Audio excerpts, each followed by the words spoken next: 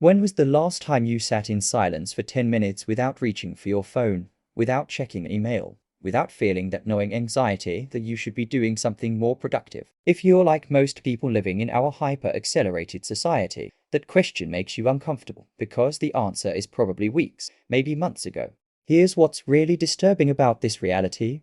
The constant urgency you feel isn't a personal failing or a sign that you lack discipline. It's the predictable psychological outcome of an economic system that has weaponized time itself against your capacity for deep thought, reflection, and genuine human connection. The syndrome of constant urgency isn't just destroying your ability to think clearly. It's systematically dismantling the cognitive foundations that make democratic participation, meaningful relationships, and authentic self-awareness possible. And here's the part that should make you angry.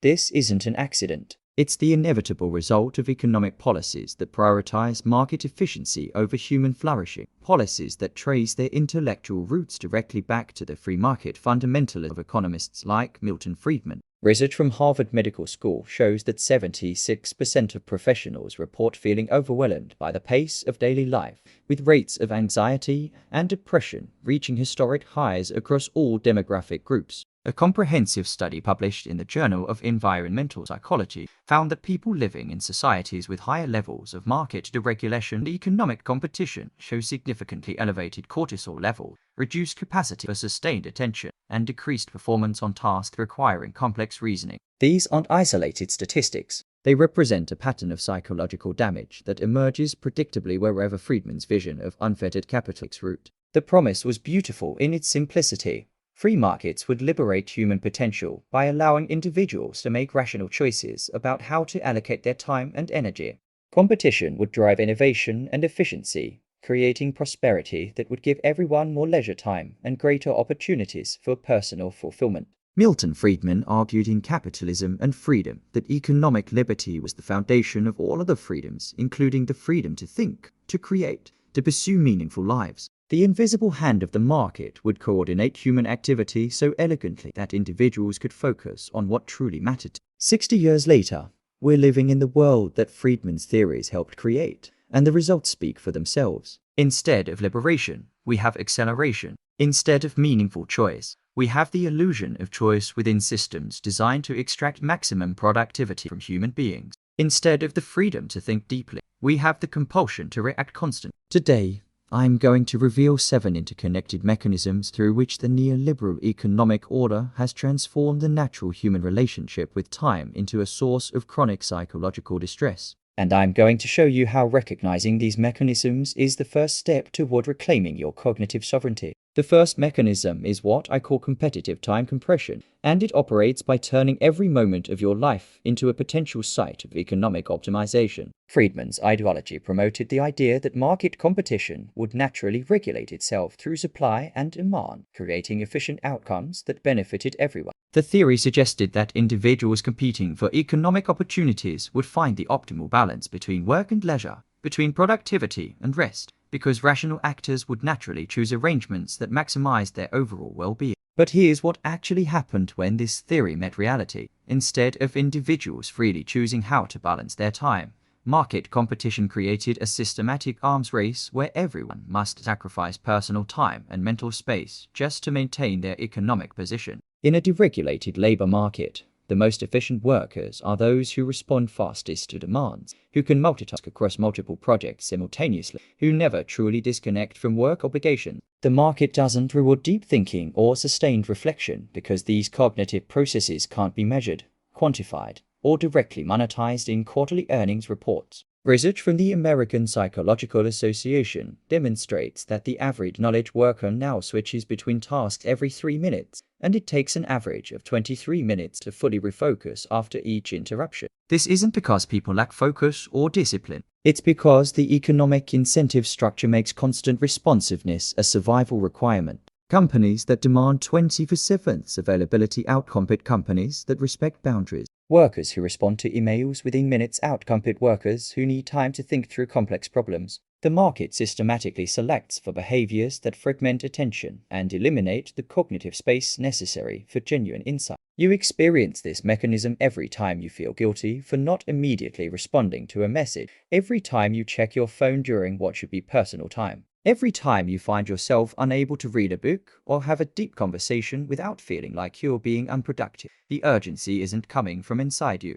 It's the external pressure of an economic system that has made cognitive fragmentation a competitive advantage. The second mechanism is productivity-based identity formation, which transforms your sense of self-worth into a direct function of your measurable output. Friedman's human capital theory proposed that individuals would naturally invest in developing their skills and knowledge because education and training would increase their earning potential. The market would efficiently allocate human talent by rewarding people for developing their abilities and contributing value to society. This created the foundation for what we now call the meritocracy, where your economic outcomes supposedly reflect your personal merit and effort. In practice, this theory has morphed into something far more psychologically destructive. When your economic value becomes the primary measure of your worth as a person, every moment not spent on measurable productivity becomes a source of anxiety and self-doubt. The market doesn't just want your labor during work hours. It wants your entire identity to be structured around the optimization of your productive capacity.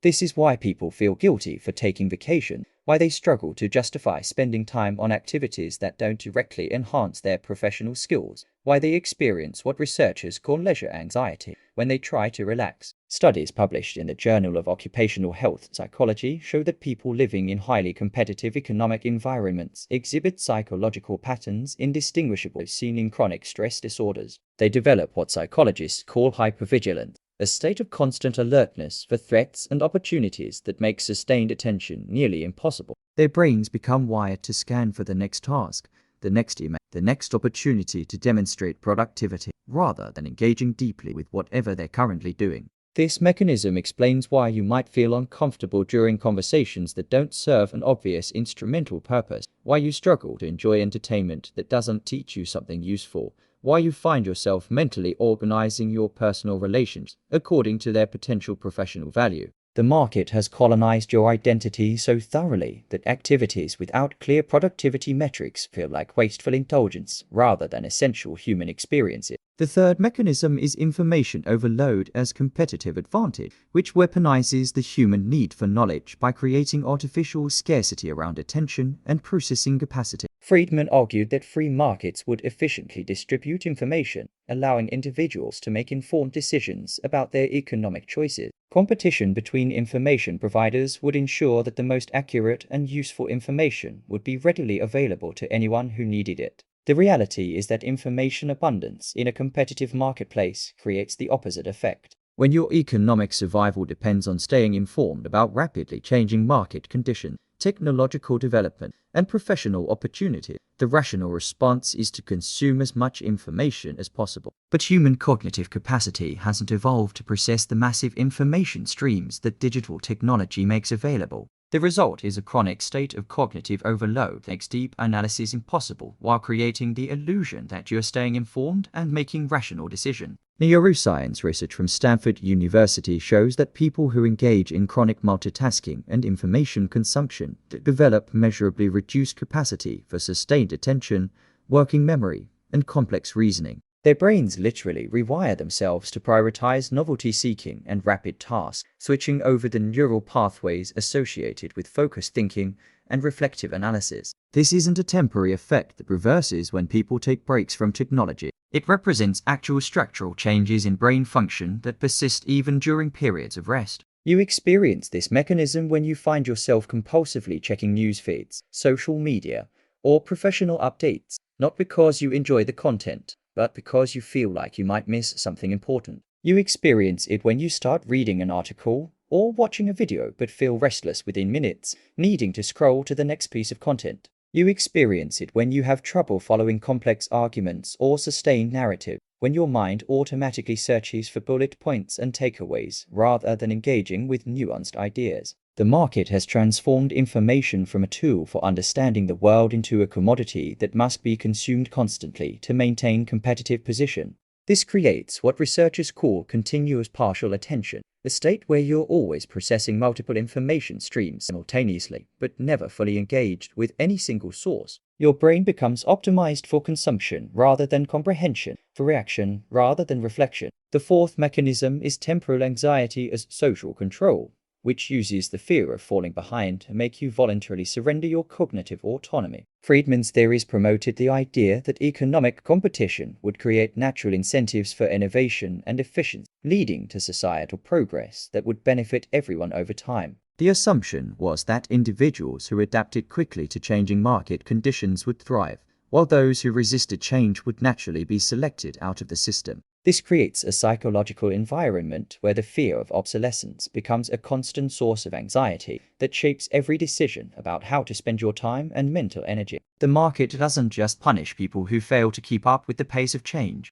It creates the expectation that everyone must anticipate future changes and prepare for them in advance, which means that the present moment is always experiencing potentially inadequate preparation for an uncertain future. Research published in the American Sociological Review demonstrates that people living in highly dynamic economic environments show elevated rates of what psychologists call anticipatory anxiety, a chronic stress response triggered by the possibility of threats rather than present dangers. This psychological state makes it extremely difficult to engage fully with current experience because your nervous system is constantly scanning for signs that you need to be doing something different, something more, something better. You experience this mechanism when you feel like you should be learning new skills in your spare time, when you worry that your current knowledge might become obsolete, when you find yourself unable to enjoy present successes because you're already worried about future challenges. It explains why people struggle to be fully present in relationships, why they have trouble enjoying achievement, why they experience what researchers call success anxiety even when things are going well.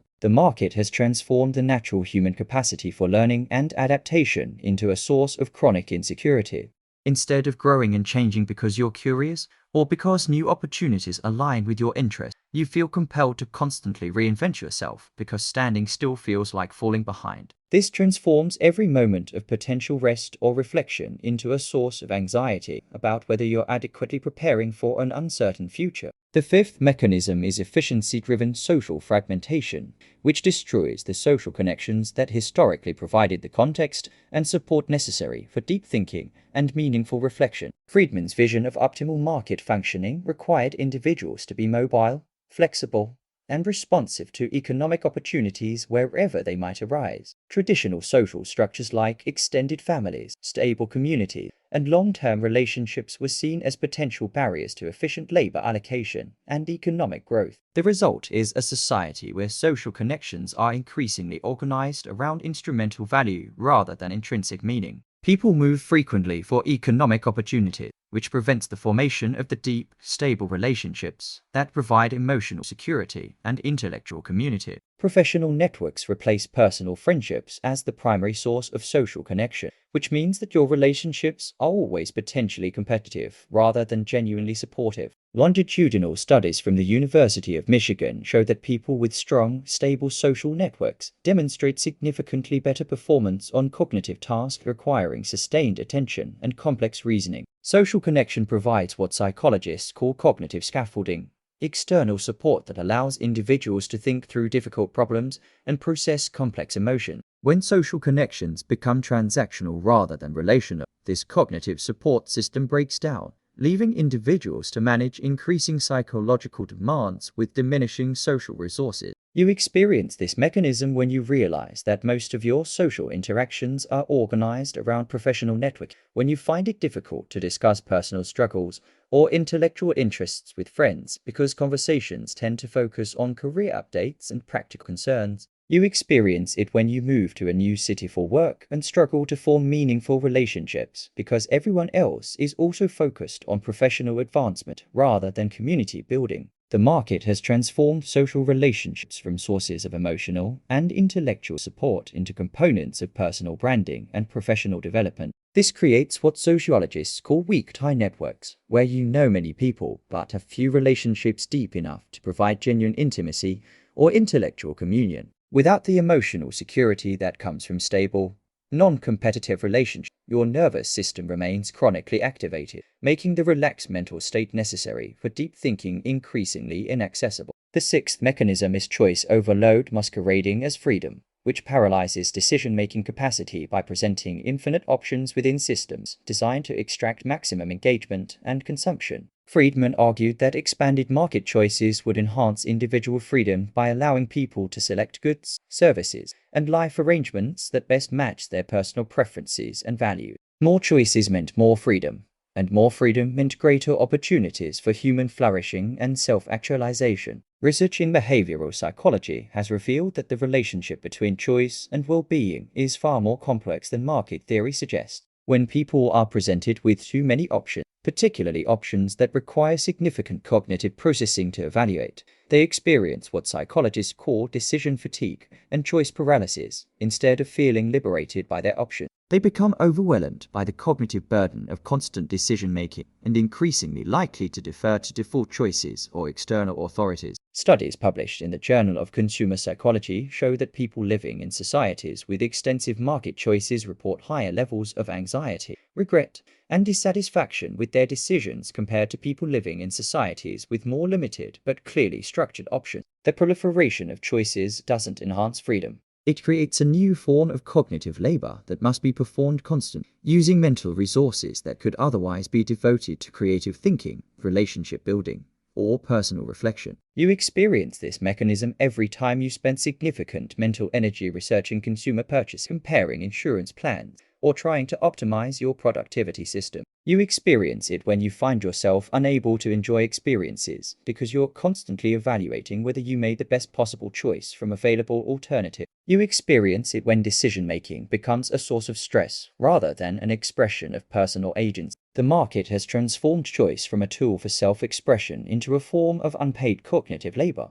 Every purchase decision, every career move, every lifestyle choice requires extensive research and comparison.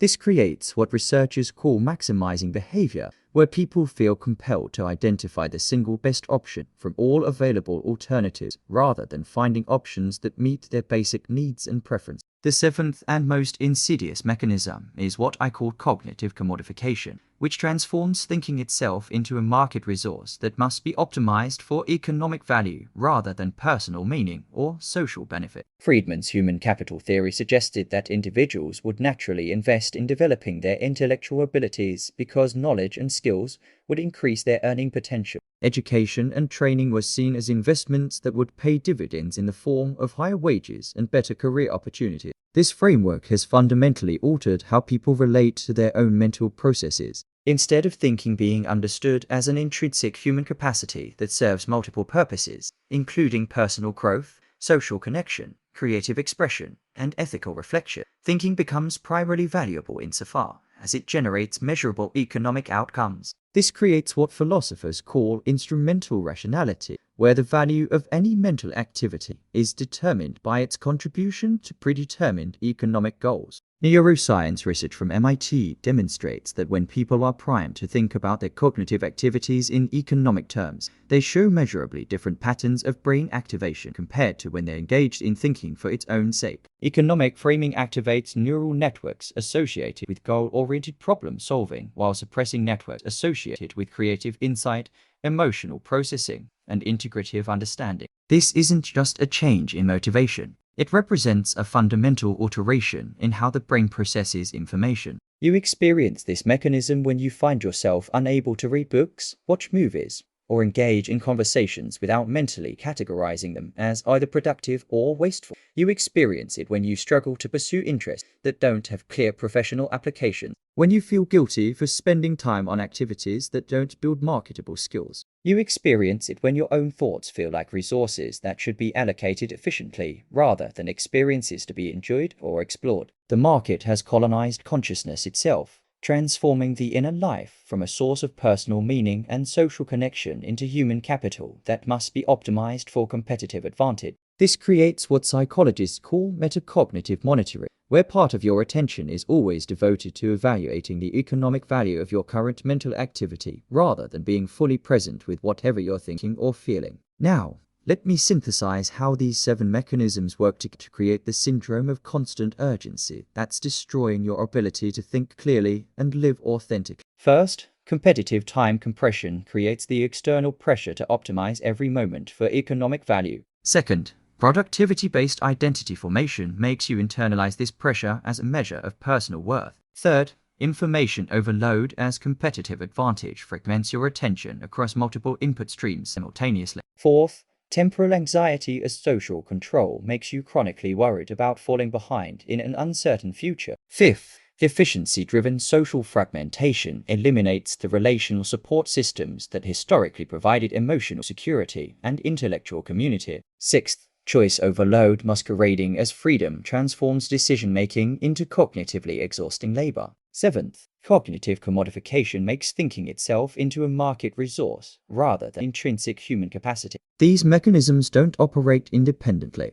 They reinforce each other in ways that make the syndrome of constant urgency feel like an inevitable feature of modern life, rather than the predictable outcome of specific economic policies. The brilliance of this system is that it makes you complicit in your own cognitive fragmentation by presenting adaptation to these conditions as evidence of personal success and resistance to them as evidence of personal failure. The central contradiction of neoliberalism becomes clear when you understand how these mechanisms function. A system that promises individual freedom actually destroys the cognitive conditions that make meaningful choice possible. You can't make authentic decisions when your attention is systematically fragmented. You can't pursue your genuine interests when your identity is structured around market optimization. You can't form deep relationships when social connections are organized around competitive advantage. You can't think clearly when your mental processes are commodified as human capital. Here's what you need to understand. The constant urgency you feel isn't a personal weakness that you need to manage better through productivity systems or mindfulness apps. It's a systemic condition that requires systemic resistance.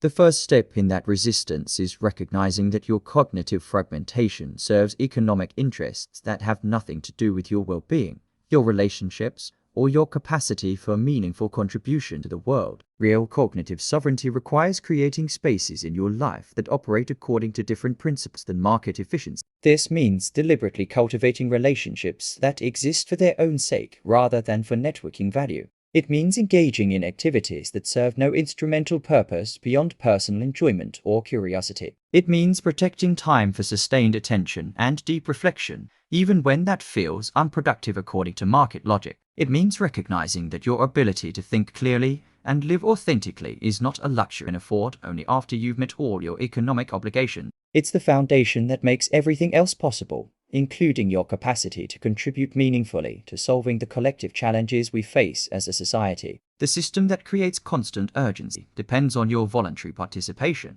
It requires you to internalize the belief that market optimization is more important than personal well-being, that competitive advantage is more valuable than genuine connection, that economic efficiency is more meaningful than human flourishing. When you withdraw that participation, even in small ways, you begin to reclaim the cognitive space necessary for authentic choice and meaningful action. Start by identifying one area of your life where you can resist the pressure for constant optimization. Choose something that matters to you, but doesn't serve any obvious instrumental purpose. Protect that space fiercely from economic colonization. Notice how your mind tries to justify these activities in terms of productivity or competitive advantage, and practice simply enjoying them for their own sake. Build relationships that exist outside the logic of professional networking. Seek out conversations that serve no purpose other than mutual understanding and connection. Practice being fully present with people without mentally calculating how these interactions might benefit your career or personal brand. Create regular periods of time when you're completely unavailable for economic demands. Turn off devices. Ignore emails. Resist the urge to optimize or multitask. Use this time for activities that require sustained attention, reading books that challenge your thinking, engaging in creative projects that have no market value, or simply sitting in contemplation without any agenda. Most importantly, remember that cognitive sovereignty is not an individual solution to a systemic problem. The goal isn't to perfect your personal resistance to economic colonization while leaving the underlying system intact. The goal is to create enough cognitive space to think clearly about collective alternatives, to form the relationships necessary for meaningful social change, and to develop the sustained attention required for long-term movement building. The syndrome of constant urgency is destroying your ability to think not because you lack personal discipline, but because clear thinking poses a threat to systems that depend on your fragmented attention and commodified consciousness. Your cognitive liberation is both a personal necessity and a political act. In a world designed to fragment your attention and colonize your consciousness, the simple act of thinking deeply is a form of rebellion that contains the seeds of larger transformation. Reclaim your mind. Resist the urgency. Remember that your capacity for genuine thought and authentic connection is not a market resource to be optimized, but a human birthright to be protected and cultivated. The future of democratic society depends on citizens who can think clearly, feel deeply, and act thoughtfully in service of collective well-being rather than individual competitive advantage. That future begins with your decision to value your cognitive sovereignty more than your market position, your authentic relationships more than your professional network, and your capacity for sustained reflection more than your ability to respond instantly to every demand for your attention.